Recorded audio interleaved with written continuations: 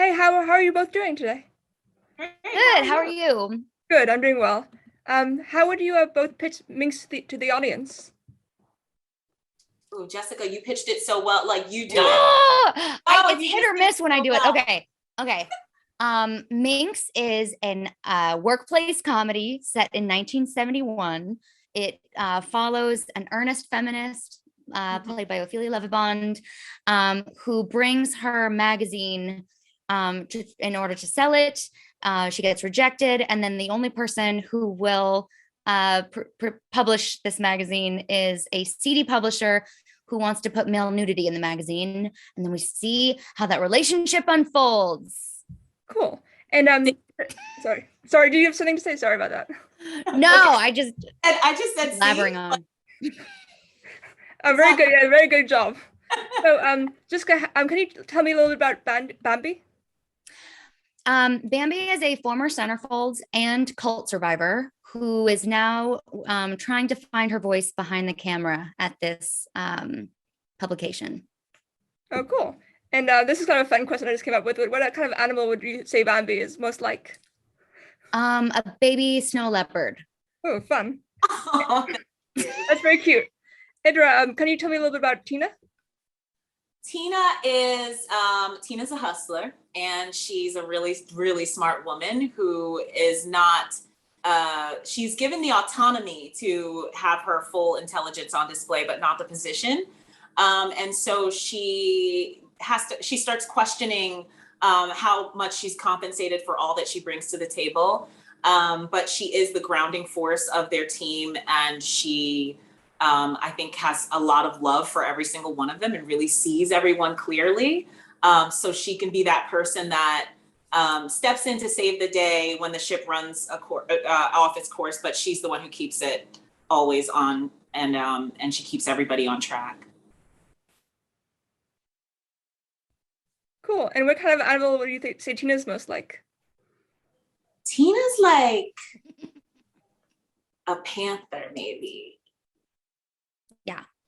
Right? Like she steps in, or maybe like a lynx. Like she's quick. She's 10 steps ahead of everyone. She's quicker than everyone, but she's also she targets things when she knows that what she wants. She targets it and goes after it. She's quicker than everyone, and she knows how to be stealth.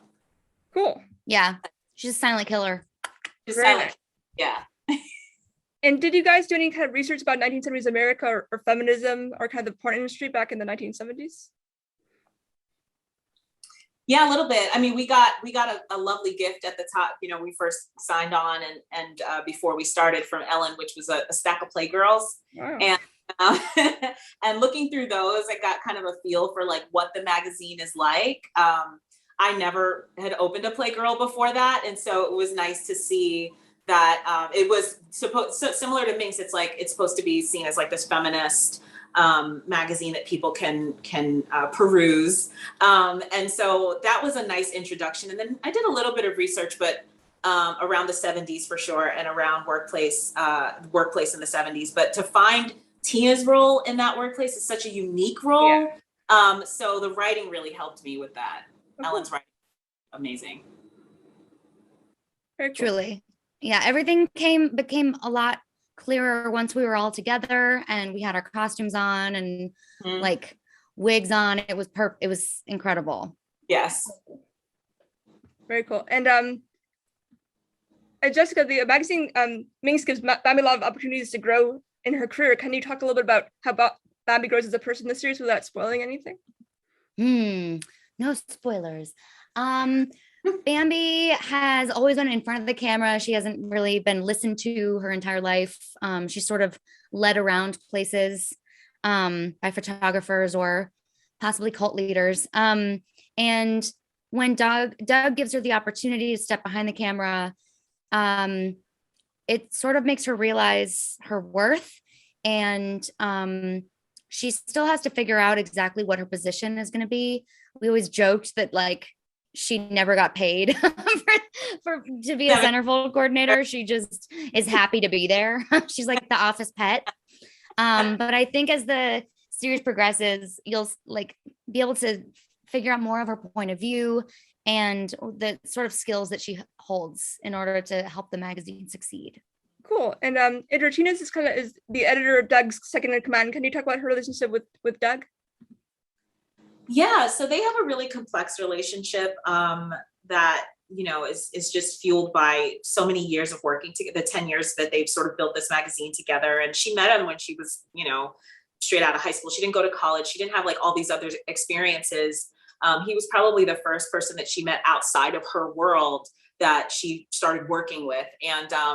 And so they know each other's secrets. They've seen so much together and gotten through so many things together. And so I think they have a trust in each other that they have trust in the rest of the team as well, but I think they have a trust in each other that allows them to sort of speak really freely with each other. And so there's a quiet honesty that they have between them that I really, really love. And she can call him out on things and he can handle it, which is really nice. And they kind of know, they know how to navigate each other and each other's, you know, different, they don't push each other's buttons too much, but they do what's necessary to make sure that they can talk straight to each other. Cool.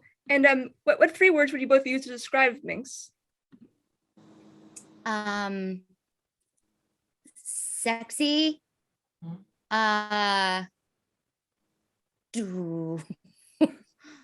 Cheeky. Yeah. And I mean, smart. Smart. Yeah. Yes. Sexy, Smart. cheeky, smart. Very nice. Very cool. And what was your favorite parts of being in Minx? The cast. Mm-hmm.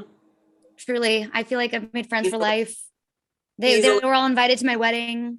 Yeah. It was the best. Thank you. Yeah, they're just some of the best people I've ever met, honestly. Yeah, absolutely. I love everyone. Everyone is so much fun. We were really gonna we do miss each other, you know, but the day that we were leaving was like really hard because I was just like, I'm gonna miss seeing you all every day. There was like a lightness and it didn't feel like work. It just felt like going someplace and having a great time with some really hilarious people. Everyone was just so fun and funny and didn't take themselves too seriously. We really just had a good time every day. So definitely the cast. Very cool. And what do you hope audience get out of seeing Minx? I think they're gonna laugh, and I think it might make them have some conversations. But nothing's heavy-handed, and it's sort of like a breezy way to have like an easy conversation about some important topics. Yeah, I think it provides like a little escapism, a little, you know, fun time in a really hard time. You know, the world is going through so many difficult things right now, and I think having something that is escapism, but is still fun and still smart and still sparks that conversation, real conversations that need to be had. I think that that's what this show does. Cool. Also the fashion, honey. Seen that fashion. Yes. And yes, the fashion. Well, those are all my questions. Thank you so much for taking the time to speak with me today. Thank you so much.